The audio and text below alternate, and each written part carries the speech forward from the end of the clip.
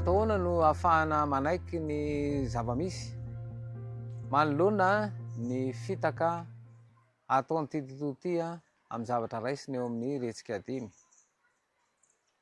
Ny soratra masina de milaza ao amin'ny Daniela toko 12 ny andininy voalohany dia izao no vaky ny teny ao amin'io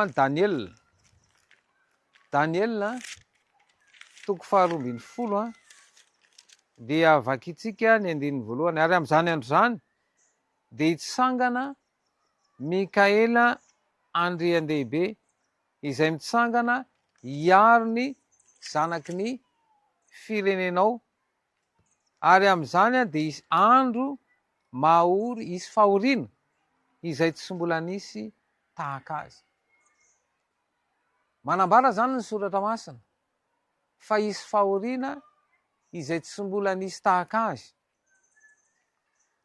Nambara teto fa ilay andro mahaory de avy amin'ny faratsin'ny toetran'ny olona, fa ity ambarany Daniela ity ndray de fahoriana izay tsy mbola nisy tahaka azy, izay tsy avy amin'olombelona intsony izy io fa ho famarana ny tantaran'ity tany ity. Ary eo indrindra mantsy no amin'ny tany ity tontolo ity ny olombelona ny amin'ny fanomezany fahafinaretana izay ambabon'ny sainy maro, fa eto amin'ity fiainana ity de misy fahafinaretana afinaritra eo amin'ny fiainana, ka hahatonga azy tsy ho voaomana hiatrika an'izany toe-javatra izany. Ka raha miteny zany hoe hitsangana Mikaela hiaro ny zanaky ny firenenao, de izao rehefa tafiditra ny ota de izao tsy avy amin'ny mpanota akory ny famonjena fa avy amin'ny Kristy. Ka eto zany ilay mpanjakan'izao famezinana zao izay mamitaka amin'ny sainan'ny olombelona anaiky fotsiny totra zay omeny, de hahatonga azy tsy ho vonona ny amin'ny toe-javatra hitranga de le fahoriana zay tsy mbola misy tahaka azy, satria lay andro mahaory izay heveriny fa hoe fahoriana de tsy tena mbola le fahoriana io, fa arak'izay le hoe tsy fahafahampo amin'ny fahafinaretana omeny ty tontolo ity, de hahatonga azy tsy hiomana ho amin'ilay fiainana zay omany Jesosy Kristy. Satria ny kristianina rehetra de mino fa raha miteny am'le hoe niakatra ao an-tanakavan'Andriamanitra raitsy de ny baiboly mazava fa ao amin'ny efitra masina iny ny tiany ho resana ao anatin'izay. Ka eto zany mbola matetika an'io asa io Kristy, ka ilay toe-javatra misy zany ao amin'ilay hoe le tena fahoriana resahany io de izao natao ho atrehan'ny kristianina io ny tena marina. Ny fiainan'ny kristianina zany tsy lamina sy hirindra zay fitaka ataon'ny tontolo fotsiny izay tediavin'ny olona, hoe fiadanana sy fahasambana eto amin'ity tontolo ity, fitavavafana eto amin'ny elona sy mandalo, fa le fiainana mandrakizay izay efa omanin' Jesosy Kristy ho an'ny olona rehetra, ary zay ny tokony homanana. Fa mialohan'izay de tsy maintsy andalo an'io fahoriana lehibe io. Fa iza no afaka?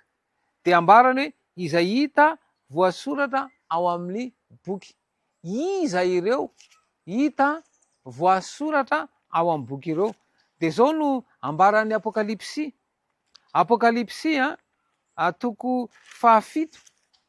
Apokalipsy toko 7 dia izao no vakiny vaky ny teny, dia milaza izy ao anatin'izay va hoe iza ireto miakanjo akanjo fotsy lava ireto, de ambarany fa ireo no avy amin'ny fahoriana lehibe izay nanasa ny akanjony tamin'ny rany Kristy.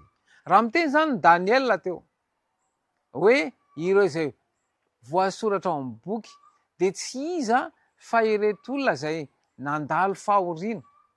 Izany hoe ny fahoriana izany de tsy olana fa fanafahana ny olona, fa saingy lay fitaka ataon'ity tontolo ity amin'ilay heveriny hoe lay mampahory azy amin'ilay toetrany ane ny olana. Satria ny toetran'ny olona ane ny mahatonga zao faharatsiana izao ngamo misy niteraka faharatsiana, fa ny toetran'ny olona mampatonga an'io izay avy amin'ny fitaka ataon'ny mpanjaka zava-mizinana zao. Ka tony Kristy anafaka ny olona ao anatin'izany. Ka le asa tanteran'ny Kristy efitra masina indrindra dia hanadio ny fisainany mihitsy hiala amin'ny fisainam-pahotana. Ka raha miresaka zany hoe vonjena amin'ny alalan'ny fahasoavana isika dia apetraka Jesosy Kristy ao amin'ny sain'ny olona ny fisainana ankahala fahotana. Ary raha vao tonga izay dia izao atsapa fiadanana ny olona anankiray. Ka eto zany ny fametrahanao ny fiainanao amin'ny Kristy dia atonga anao ahatsapa an'izany fiadanana izany satria ho voafafa ao ilay fisainam-pahotana.